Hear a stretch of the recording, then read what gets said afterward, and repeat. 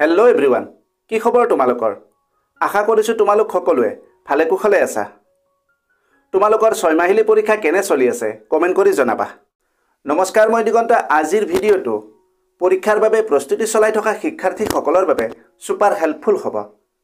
আজি আমি এখন উত্তম আৰু উন্নত মানৰ কুৱেশ্যন পেপাৰ লৈ আহিছোঁ, যি তোমালোকৰ পৰীক্ষাত ভাল নম্বৰ পোৱাত বহুত সহায়ক হ'ব। সকলো তথ্য ভালদৰে আয়ত্ত কৰিবলৈ তোমালোকে এই ভিডিঅ'টো সম্পূৰ্ণ কৰি শেষলৈকে চাবা। ভিডিঅ'টো যদি তথ্য সমৃদ্ধ হয় আৰু ইয়াৰ দ্বাৰা উপকৃত হ'লে লাইক আৰু শ্বেয়াৰ কৰিবা। চেনেলটো যদি ছাবস্ক্ৰাইব কৰা নাই, দৰকাৰী আৰু তথ্য সমৃদ্ধ ভিডিঅ'ৰ নটিফিকেশ্যন পাবলৈ চেনেলটো ছাবস্ক্ৰাইব কৰি লোৱা। তোমালোকে ভিডিঅ' স্ক্ৰীনত এখন কুৱেশ্যন পেপাৰ দেখিবলৈ পাই আছা। পৰীক্ষাৰ বাবে প্ৰস্তুতি কৰোঁতে প্ৰশ্নকাকত অনুশীলনক এক উত্তম প্ৰস্তুতি কৌশল বুলি গণ্য কৰা হয়। কুৱেশ্যন পেপাৰ প্ৰেক্টিছ কৰাৰ লাভ বহুত। পৰীক্ষাত অহা প্ৰশ্নৰ আৰ্হিৰ সৈতে চিনাক্ত কৰে, পৰীক্ষাৰ ফৰ্মেটৰ সৈতে পৰিচিত কৰে, জ্ঞানৰ ব্যৱধান চিনাক্ত কৰে, উত্তৰ লিখনি কৌশল উন্নত কৰে, সময় ব্যৱস্থাপনা উন্নত কৰে, আত্মবিশ্বাস বৃদ্ধি কৰে। ইয়াৰ উপৰিও আৰু বহুতো লাভালাভ আছে। কুৱেশ্যন পেপাৰ প্ৰেক্টিছ কৰোঁতে এটা সময় নিৰ্ধাৰণ কৰি ল'বা। আৰু আটাইতকৈ গুৰুত্বপূৰ্ণ কথাটো হ'ল, কুৱেশ্যন পেপাৰ প্ৰেক্টিছ কৰাৰ কিছুমান টিপছ আছে। যদি সেই কৌশলমতে প্ৰেক্টিছ কৰা, তোমালোকৰ প্ৰস্তুতি বহু পৰিমাণে উন্নত হ'ব আৰু পৰীক্ষাত ভাল নম্বৰো পাবা। এই বিষয়ে ভিডিঅ' এটাত আলোচনা কৰিছিলোঁ। ভিডিঅ'ৰ লিংক ডেছক্ৰিপশ্যনত আছে, তোমালোকে ভিডিঅ'টো চাই ল'বা। আৰু যদি এই পেপাৰখনৰ PDF লাগে কমেণ্ট কৰিবা। লগতে তোমালোকৰ প্ৰস্তুতি কেনে চলি আছে এই বিষয়েও কমেণ্টত লিখিবা। এতিয়া তোমালোকে পেপাৰখন ভালদৰে চাই লোৱা।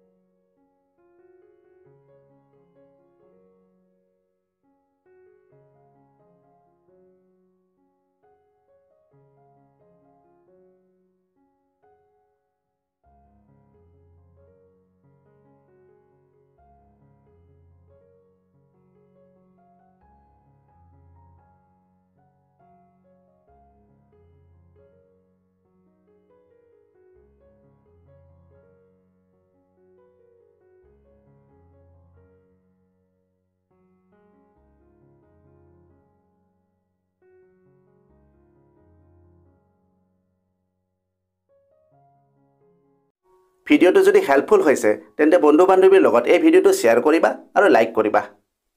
আজিলৈ ইমানতে এৰিলোঁ। অতি সোনকালে আন এটা আকৰ্ষণীয় বিষয়ৰ সৈতে পুনৰ লগ পাম। ধন্যবাদ। कामयाबी का शॉर्टकट, मेहनत और डेडिकेशन, ये चैनल बनाए तेरा परफेक्ट फाउंडेशन। सब्सक्राइब करो, join this ride, let's grow together side by side.